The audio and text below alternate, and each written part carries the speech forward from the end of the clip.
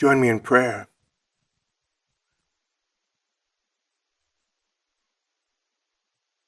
O heavenly ruler, comforter, Spirit of truth, who are everywhere present and fill all things. O treasury of blessing, giver of life, fire of God's love, Father of the poor, come. Come dwell within us. Enlighten, guide, console, and defend us. Cleanse us of all stain, and save our souls, O gracious Lord. Amen. Mary, Mother of the Church, St. Paul the Apostle. Well, everybody, it's a joy to be with you here at the Good News Conference.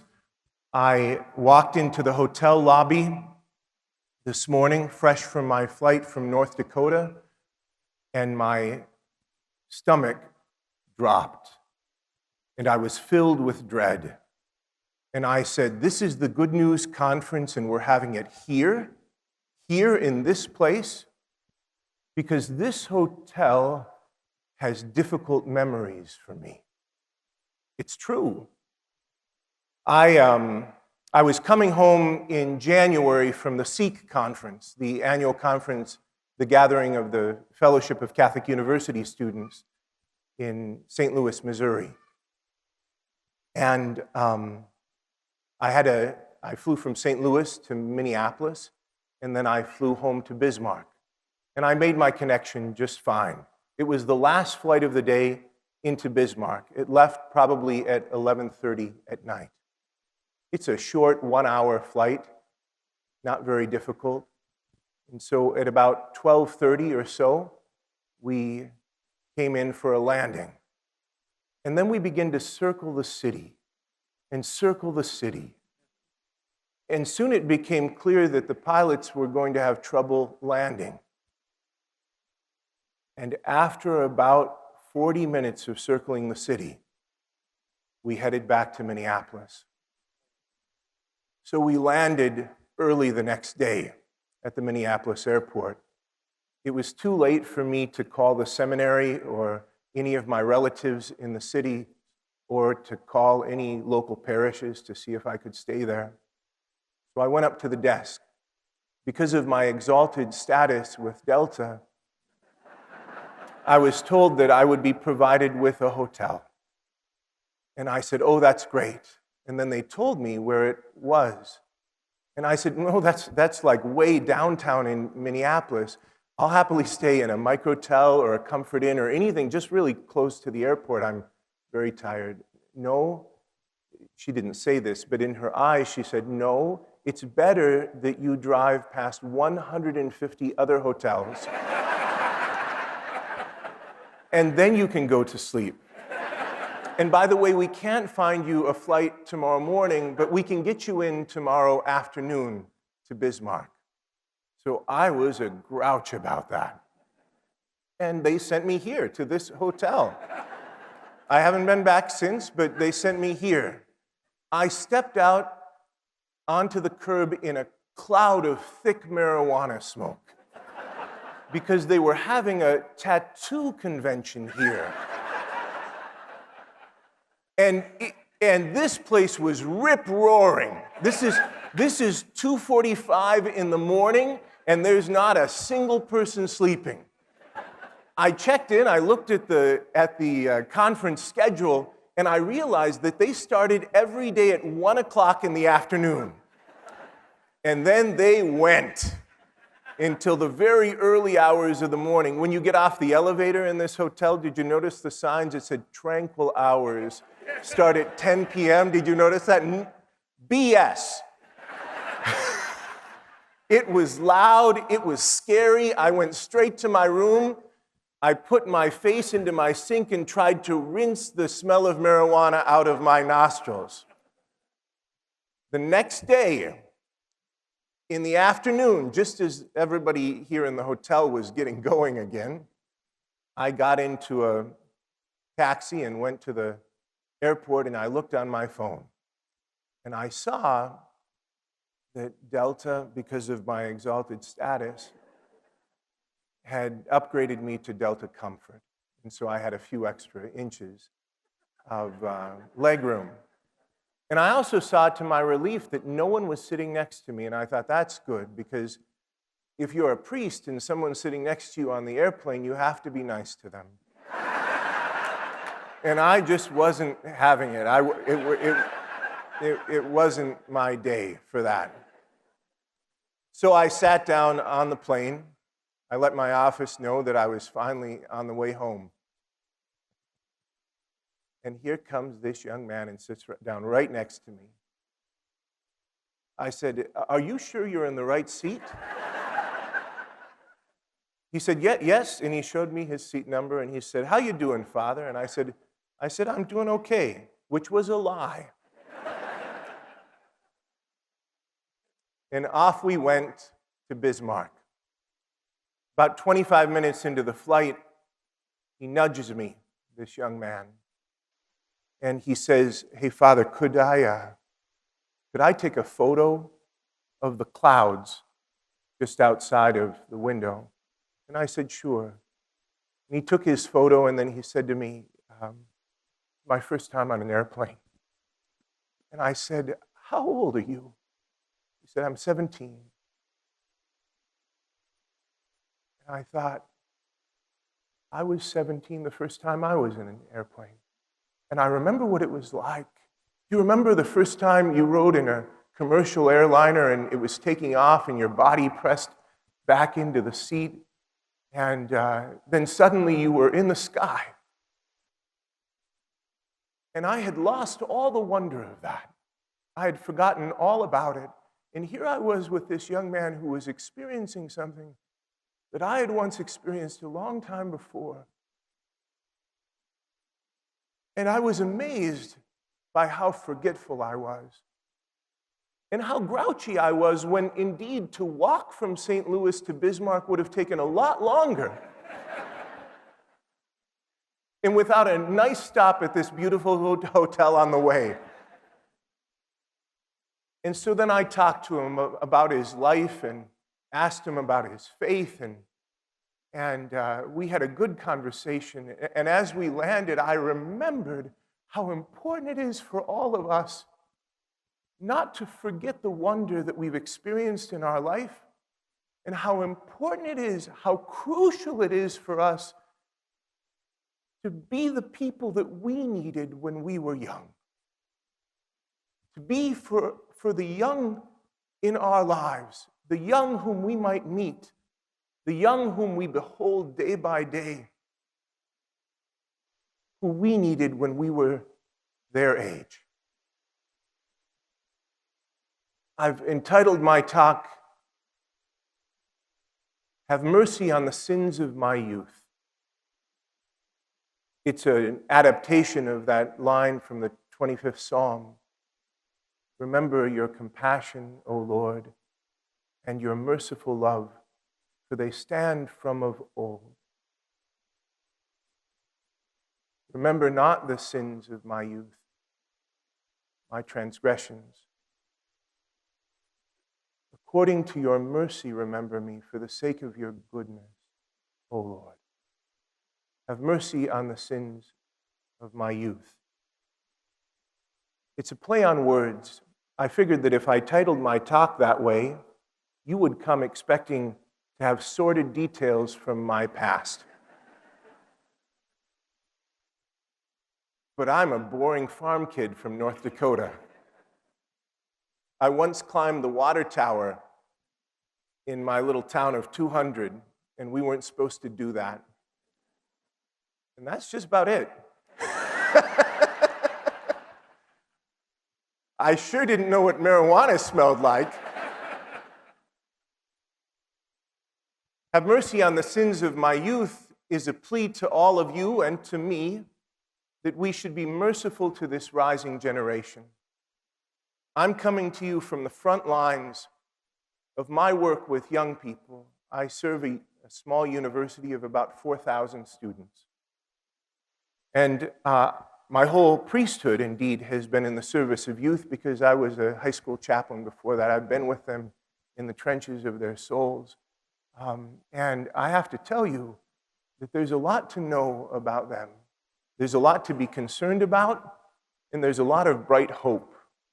And I wanted to speak to you about that in an effort at the beginning of this magnificent conference on mercy, that we should bear in our minds and in our hearts with mercy the rising generation of young men and women in our nation who need our example, our encouragement, and our challenge.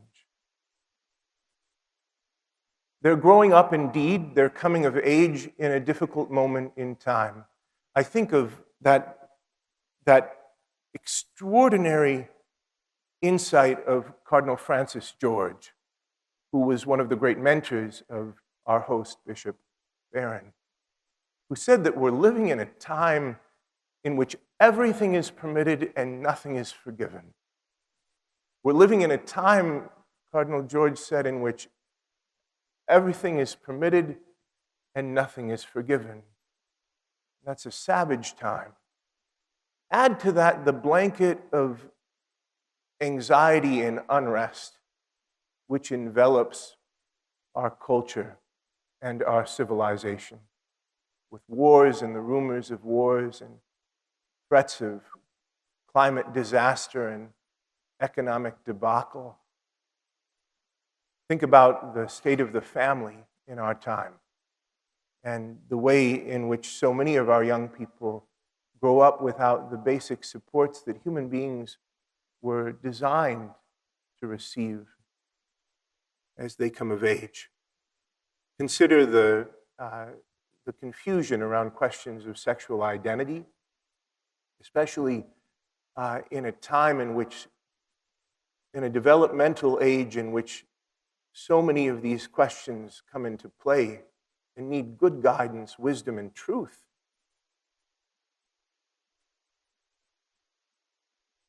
Consider the state of education, which really, and here's Francis George again, who once gave a lecture at Georgetown saying that our universities were in danger because they were no longer dedicated to a meaningful project of true education. They were in danger of deteriorating into high-tech trade schools. Nothing wrong with a trade school, but it's not a university. And education is meant to enrich the mind and the heart. And our education has devolved into job skills training, which doesn't give a sense for the deeper questions. Who am I? Why am I here? Does it matter? Why should I get up every day and fight life's battle? How do I love? Who should I love? What do I do with a broken heart? These questions are questions which young people will wrestle with, whether or not we're willing in the work of education to offer them meaningful answers. And then, of course, there is the great question of screens. Social media and phones, smartphones, and the internet. Jonathan Haidt recently released his book entitled The Anxious Generation, how the rewiring of our children is causing a mental illness epidemic. And he makes a lot of important points there and brings a lot of data to bear as a pretty skilled social psychologist. But I would add to that I think, as a priest who works with young people, that what's happened is that this phenomenon, which is a force for good in so many ways. Think of the way in which people like Father Mike Schmitz or Bishop Robert Barron or others have used the new media for the work of evangelization. This is how we know about them, right? This is one of the reasons you're here. And yet there's this dark side too, which I don't think has been clearly articulated in that all of this has hacked our innate desire for the transcendent. Human beings were made for prayer. We see it in every manifestation of human culture. The desire for prayer and worship and sacrifice, we see it going all the way back to the cave paintings in southern France from prehistoric times. Human beings have to pray. We have to pray because we're the only creatures, the Greeks said, who look at the stars. And so we have to strive for or ponder or open ourselves to the transcendent. And the miracle of prayer is that there's a vast invisible world which we have access to.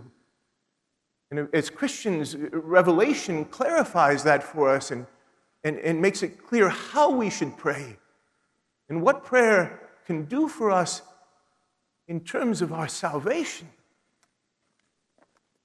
And yet, the internet gives the illusion of a vast, invisible, transcendent world and access to it, which is not transcendent at all. I read an article by Patricia Snow in First Things some years ago and noted one of her examples. And so I was on a transatlantic flight, and we were flying into the daylight. And so I observed how the steward crew instructed all of us to lower our window shades so that those who were looking at their screens, working on their phones and tablets, would be able to do so without interruption. And I looked through the whole cabin, and there were rows and rows of hundreds of people huddled over their screens as though they were at prayer, like a vast monastery sailing through the skies. More to the point, when we pray, of course, if we're praying from the heart, we're relating our thoughts and our feelings and our desires to God. We're holding our inmost self up to Him. When we do that in respect to God or to the Blessed Mother or to the saints, we receive encouragement and consolation and grace. But note that that's the same thing that happens in social media. The relating of thoughts, feelings, and desires. On Twitter or Facebook or Instagram, we post what we're thinking and feeling and desiring, our perspective. Again, when we do such a thing, which is innate to us, when we relate in that way to heaven, we're encouraged. When we do the same thing to fallen human beings, we open ourselves up to a certain danger, even to devastation. When I was a high school chaplain, I was so surprised that young people under my care would be driven to serious self-harm, even to the verge of suicide, by responses that they would get on MySpace or Facebook. But of course, it's because they've invested their whole selves in this, that whole power, that whole capacity for the interior life has been invested in this. It hacks into that which is natural to us and which we need so deeply. So young people have to be taught how to pray. And then there's the fact that there are all of these utopian false gospels that are based upon erroneous ideas about God and humanity and the world, which our young people are receiving in their entertainment or their education day in and day out. The denial of the fact that we were created, that we're creatures. The denial of the fact that we're fallen, that we're desperately in need of redemption. And the denial of the fact that God indeed has redeemed us by sending His Son, Jesus Christ. rooted, these false dogmas are rooted in a kind of pride. Not every error is a prideful error. But when we witness the assertion that our lives are our very own, do with whatever we want, that there is no God, leading to either a practical atheism where if there is a God it doesn't matter, or an actual denial of God's existence, or that the world is ours to use and fashion however we wish. When we observe these kind of claims, then we know that we are in the presence of the prideful doctrines of demons. Here, pride is the true adversary. It's a strange thing how it shows up in our whole culture, but also, and maybe especially in our young people. You would think that the acceptance of prideful false gospels would create or form or fashion a people who would stride the world with the confidence of conquerors, who would speak and act with presumptive self-assurance, who would behave like lordly kings and queens out of proportion to their true stature. But in my experience, and I think in yours, those who are most deeply affected by these false doctrines, even though that sometimes happens, usually self-inflation is not the result. No, overwhelmed by the enormity of having to create our own identity, to create one's own identity from scratch, and to fashion the world, and thus take responsibility for all of the suffering and the injustice of the world. The result is not often self-inflation, but rather a shivering and anxious sense of smallness, a crushing insecurity, and a diminishment of all that leads to human fullness. In older people, this usually manifests itself in cynicism or quiet desperation, or a kind of contrarian habit of mind and speech. A jackass can kick over a barn. It takes a carpenter to build one. But in young people, oftentimes this manifests itself instead in anxiety and persistent sadness.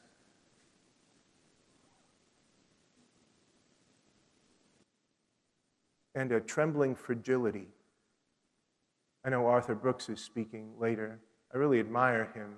He has so many deep insights, and he once reminded me in a speech that he was giving that so often we pathologize the negative emotions of young people, and that can overwhelm them or can lead them astray and make them think that there's something wrong with them just because they're sad about bad things that happen in their life, when that's actually a reasonable response. So our young people are deeply in need of guidance. And sometimes the response that those of us who have been around a while give to their fragility is to be frustrated with them and say, they got to pull it together. Things were hard for us. It'll be hard for you too. That's life. Buck up. Don't be a snowflake. Maybe that's helpful, that tough love in some respects, but sometimes it can ignore the wounded humanity that's right there in front of us.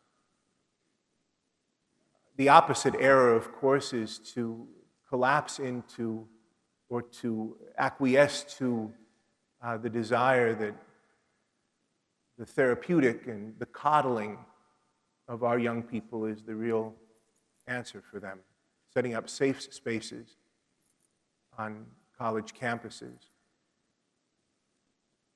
No, I don't think either of those responses is correct. But we do have a serious responsibility and an opportunity in this moment in time to offer to young people both encouragement and challenge. And they are ready for it.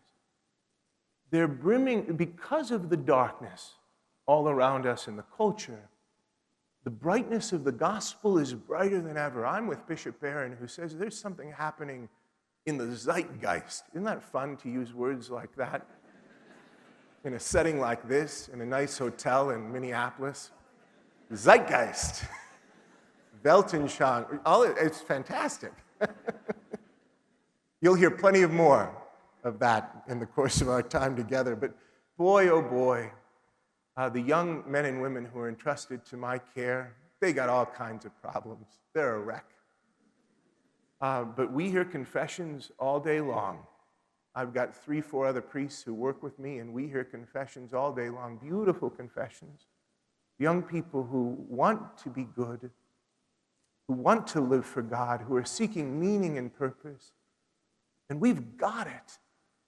We've got a gospel of mercy that can speak into a world that permits everything and forgives nothing. And so that encouragement and that challenge that comes from the bold proclamation of the gospel, from fervent prayer for a rising generation, supporting them in the apostolates that serve them, this is a worthy cause. Last week, I stepped off a plane from Europe. I was over in Europe on pilgrimage with the students of the University of Mary's year-round campus nursing academy. So we've got since we were founded in 1959, we've had a nursing program. People don't know this, but it's one of the best nursing programs in the whole country. People don't know this. The secret power of North Dakota is podunk. It's true. We're always underestimated. And so when people come, they're always surprised, except in February. But otherwise, when they come, they're always surprised. We didn't know this was so impressive, which is much better than the opposite, right? And so it's a secret power, podunk. So we're consistently ranked one of the top nursing programs in America. And last year, we launched a year-round campus nursing academy where we accept 30 elite students who go to nursing school tuition-free. And they do it year-round, so they finish their Bachelor of Science in Nursing in 2.6 years. And part of the experience for them is a pilgrimage to Europe based on the dignity of the human person. Because we want to fill them, we want this for all of our students, we want this for all of our young people, but for these students who are going to care for the sick and the dying, who will be working in hospitals and clinics where every day someone is having the first day of their life and someone is having the last day of their life. Someone is having the best day of their life. Someone is having the worst day of their life. In the midst of that whole mess of humanity that we send them out into, we want to prepare them and equip them with a vision for humanity and what the human person was meant to be by God. And so we start in Rome and take them through the catacombs and the Colosseum and the 4 major basilicas, and praying at the tombs of the saints. We go up to Assisi, and then we go to the town of Magenta and Messero, which are the home places of St. Gianna Beretta Molla, for whom our School of Health Sciences is named. And I know that her daughter, the daughter for whom she gave her life, Dr. Gianna Emanuela Molla, spoke at one of these Good News conferences, right? Down in Phoenix. Anyway, we went up there, and Dr. Gianna Emanuela Molla met us there and showed the students all the different places of St. Gianna's life. And we had Mass in her mausoleum, where the inscription on her tombstone says, St. Dr. Gianna Beretta Molla gave her life as a holocaust for motherhood. A holocaust for motherhood, which made a shiver run down our spine, because when we left that town, we went straight into the center of the Holocaust. our next stop was Dachau. We stopped at the Nazis' first concentration camp. It was in Dachau not only that the final solution was formulated, but it was also in Dachau that the medical experimentations were devised. Doctors and nurses participating in dark, evil practices, which violated not just the Hippocratic Oath, but natural law and divine law. Then we went from there to Nuremberg. Nuremberg is where the war trials happened. At the end of the war, we sat in courtroom 600 and we read the testimonies of the doctors and nurses who sent people to the gas chambers with this excuse: I was following orders. I was doing what I was told. And then from Nuremberg, we went to Lourdes. And so the culture of death, and then the culture of life. We went to Lourdes, where Dr. Alessandro de Franciscis, the head of the medical bureau in Lourdes, this is a bureau of doctors who are always present in Lourdes and who indeed receive evidence around miraculous cures. And this group of doctors has to certify that there's no medical or scientific explanation for a cure before the church will consider declaring it a miracle. He gave a beautiful presentation on the work of the medical bureau, and then the students participated in the care for the sick, meeting them at the train station, taking them to the hospital and the baths, and pushing them in the Eucharistic procession, singing at night in the candlelight procession in Lourdes. If you've been there, you know it. This is a place of thick Christian hope. We wanted the students, these nursing students, to see and to understand and to know the sacredness of their call, the reason for their vocation, the meaning behind the work that they were doing. It wasn't the first time I had made that trip. The reason that I took the students back is that a handful of years ago, I took my health sciences faculty. I have more than 60 faculty in the School of Health Sciences alone. They're entrusted with about 1,300 of our students.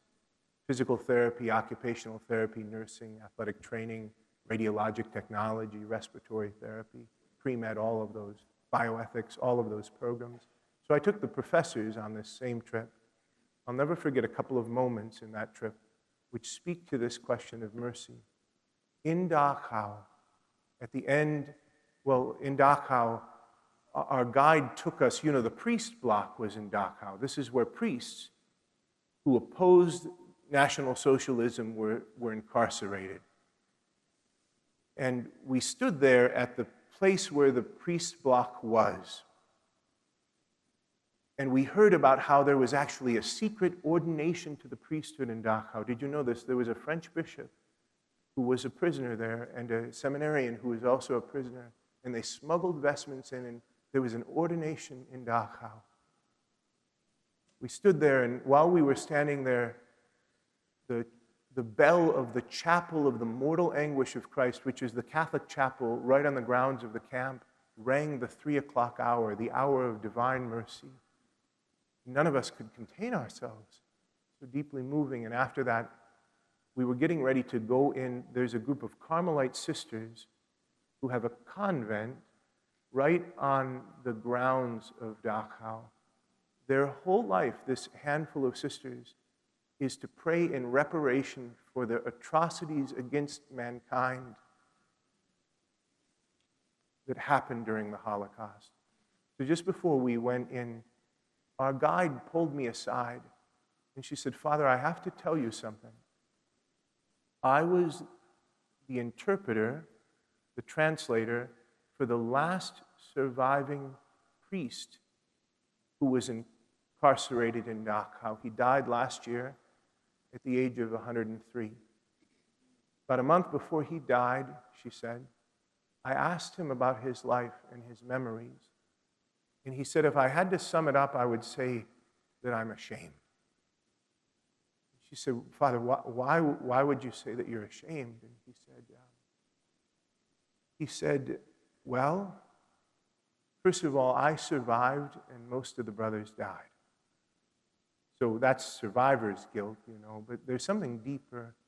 I've realized through the years that I was a mediocre priest before I got thrown into the concentration camp. I was living my priesthood in a mediocre way. And I've had to face up to the fact that it took Dachau to get the mediocrity out of my priesthood. Now, I went in then to say Mass with the Carmelite sisters and my faculty. And there was a prayer that surged up in my heart that was irrepressible. First, that the Lord would have received this priest who was ashamed of his life and poured mercy upon his misery and dissolved his shame. And second, that the mediocrity of my own priesthood, which was apparent to me in technicolor in that moment,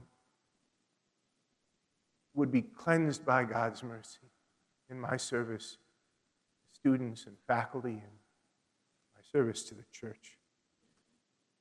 That's one moment. And then at the end of my time in Lourdes, on that pilgrimage, we had a sharing of graces. We went around and everyone had an opportunity to say something about what had happened to them during those days. Culture of death, culture of life. Beautiful stories. Each story was more moving than the next. Of course, people are going through a lot in their lives. People live hard lives. And sometimes God draws us aside for a moment and reveals to us that we're suffering for reasons that he doesn't want us to suffer, or that we're taking responsibility for things that he hasn't entrusted us with, and that the weight that we're carrying that might be crushing us isn't ours to carry, or that he wants to yoke himself to us and carry it with us and make our burden light. Well, I heard story after story. My dean, for instance, she said, I have a severely disabled sister, and I have a severely disabled sister, and I've been thinking about her a lot because I'd like to bring her here to Lourdes because everybody's always been proud of me in my family. I'm a physical therapist. I have a doctorate. I'm the dean of a school of health sciences. I'm very accomplished in my life. Nobody's ever been proud of her. And I feel like here in Lourdes, where all of us who happen to be walking around without clear disability are the second-class citizens, and where the sick and the needy and the suffering are at the forefront of everyone's attention, I feel like here in Lourdes, people would be proud of her instead. This would be a good place for me to bring her someday. And then one of my nursing faculty spoke up and she said, every summer my family goes on vacation together in Minnesota. We come out to one of the lakes and we vacation. And one day I was standing on the dock watching a group of my nephews playing out in the lake. One of my nephews was like surfboarding or something. And he fell off the board and went under the water. And because I'm a nurse, I know just about how long you can be under before it's too late, before there's damage. And he was under too long. But they got him out and they brought him to shore. Because I'm the nurse, everybody looked at me and said, hey, do something. So I screamed that they should call 911. Then I knelt over and I resuscitated my nephew. I brought him back. But I was right, it was too late. And he's been severely disabled ever since. And since that day, there's been a black cloud over my mind. Every morning I've gotten up and I've looked in the mirror and I've said, you stupid idiot. You knew better. You knew that he would be messed up, and you did it anyway. "You stupid, stupid idiot. You're responsible." And she said then, "Our time together, though, in Dachau and then in Lourdes has totally freed me of all of that. Now I know from the depths of my heart that the life of my little nephew is as valuable or more valuable than it ever was before. And I'm so grateful to God and to the Blessed Mother that they've brought healing to my mind and peace to my heart." I was sure that something like that could happen, not just for her, but for all the others, and then for my students too. And it can happen for all of us because we serve a God of mercy. Whenever I go to Lourdes, I remember a beautiful story about Saint Bernadette, the visionary of Lourdes, to whom the Blessed Mother came 18 times. At the end of her life, they asked her, Sister Marie Bernard, which was her name in religion, what was it like to see Mary? What was it like to see the Blessed Mother? And she said, she was very beautiful, but there was something more. Just for the record, my family was very poor. My father was a failed miller, and we were living in the cachot, which was a prison. We were living in a place which wasn't even good enough for those who were thrown in jail.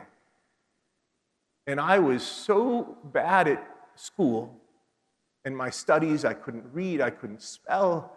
I was so ignorant that if Mary could have found anyone more ignorant, she would have appeared to that girl instead. If you had made a list of the least important people in Lourdes, my name would not have even been on that list. I was too insignificant ever to be noticed at all. So I remember that the woman was beautiful, but more than that, I remember this. She looked at me as if I were a person. No one had ever done that before. She looked at me as if I were a person. This is what our young people are yearning for, that someone should look at them as though they were a person. That gaze, that regard, that aspect of respect and affection and mercy and love, that's what every human being is longing for. And our young people need it in this difficult time more than ever. Let me finish with this litany that it's a litany of thanks that Saint Bernadette wrote at the end of her life in connection with this. She looked at me as if I were a person. Saint Bernadette's litany of thanks. For the poverty in which my mother and father lived, for the fact that everything failed for us, for the collapse of the mill, for the fact that I had to look after the children whom I was feeding too much, for the dirty noses of the children, for the fact that I had to guard the sheep, for the constant tiredness. Thank you, my God. Thank you, my God, for the prosecutor and the police commissioner, for the policeman and for the harsh words of Father Peyramal. For the days in which you came, Mary, for the ones in which you did not come, I will never be able to thank you, only in paradise. For the slaps in the face, for the ridicule, the insults, for those who thought I was crazy, those who suspected me of lying, those who suspected me of wanting to gain something from it. Thank you, my lady, for my spelling, which I never learned, for the memory that I never had, for my ignorance and my stupidity. Thank you. Thank you so much, because if there had been a more ignorant, stupid child on earth, you would have chosen her. For the fact that my mother died so far away, for the pain I felt when my father, instead of hugging his little Bernadette, called me Sister Marie Bernard. I thank you, Jesus. I thank you for the heart you gave me, so delicate and sensitive, and which you filled with bitterness. For the fact that Mother Josephine proclaimed that I was good for nothing. Thank you. for the sarcasm of the Mother Superior, her harsh voice, her injustices, her irony, and for the bread of humiliation. Thank you. Thank you that I was the privileged one when it came to be reprimanded, so that my sisters said, how lucky it is not to be Bernadette. Thank you that I was the Bernadette threatened with imprisonment because she had seen you, Holy Virgin. Thank you that I was the Bernadette who was so frail and worthless that when people saw her, they said to themselves, is that all? The Bernadette that people regarded as if she were an unusual animal. For this miserable body that you gave me, for this illness that burns like fire and smoke, for my decaying bones, for my perspiration and fever, for my dull and acute pain. Thank you, my God. And for this soul which you have given me, for the desert of inner dryness, for your dark nights and your flashes of lightning, for your silence and for your thunders, for everything. Oh, for you, both when you were present and when you were not. Thank you, Jesus. Everybody, I just want to point out that as Gospels go, there's nothing else like that on offer at all. No one's even trying, no one's claiming to proclaim a gospel that not only makes our lives marginally better or gives us certain excellences, but a gospel which takes and gathers up all of the suffering and pain of our life and dissolves it into the mercy of God. There's no other gospel in which God, who created all of us, so generously lavishes his tender love upon our misery and our need, such that everything that happens to us in our lives, especially those things which are painful or difficult, are taken into the heart of God, where they disappear like a snowball thrown into the mouth of a volcano. There's no gospel of mercy like the gospel that has been preached to us, which we have received, and we have no right to keep it to ourselves. So to be equipped for the work of evangelization, especially for the work of evangelization of our young men and women, let us gird ourselves up this night. During these days together, let's receive in fullness the mercy of God. And then let's be conduits, channels of it in the lives of all those we meet. Pray for me and pray for the students of the University of Mary. It's an honor to be here with you, even in this hotel. God bless you.